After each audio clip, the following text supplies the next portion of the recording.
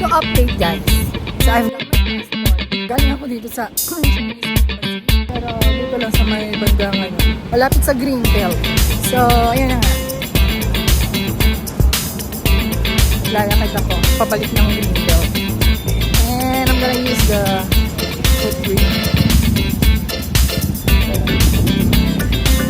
Yes! Ang uy, umaambol.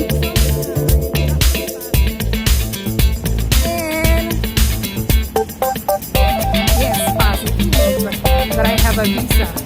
I have granted visa for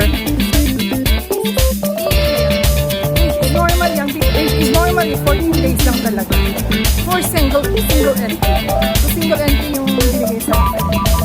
And I chose double entry pero single entry lang yung granted.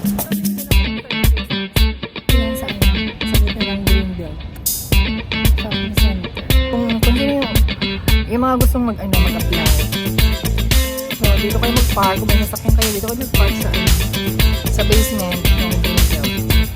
So, i-google map nyo na lang na Greenbelt Parking